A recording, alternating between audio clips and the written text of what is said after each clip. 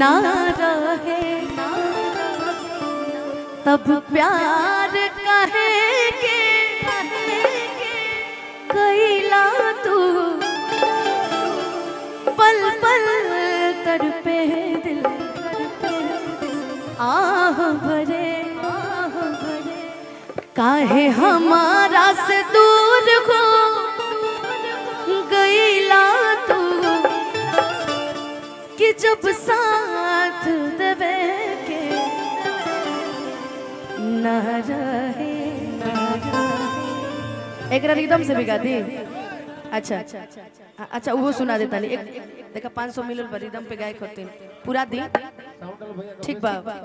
एक रे बात तारे गई जब साथ देवे के ना रहे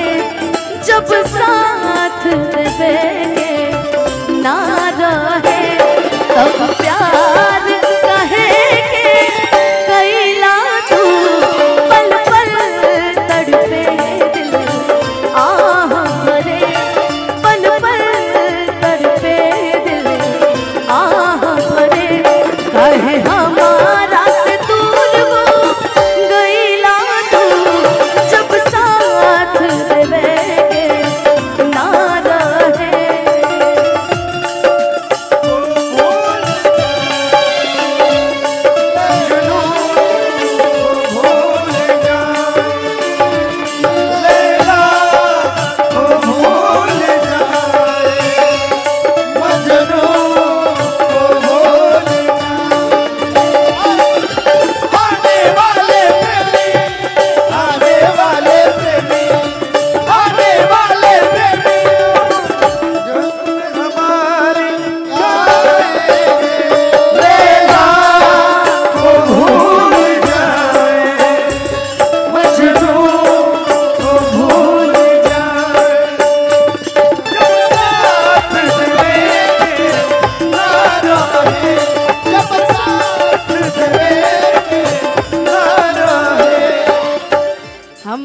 सबकर फरमाइश पूरा ऐसे करता नहीं कैसे कि गोलू भाई भी गई हैं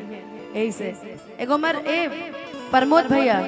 एगो मर भाई के फरमाइश बस समाजवादी गीत के हनु सब बानू समाजवादी बानू सब का करी हम कलाकार नु है हमरा के सोच के ठीक बा अरे त हम हुआ हीरे होई रे पगला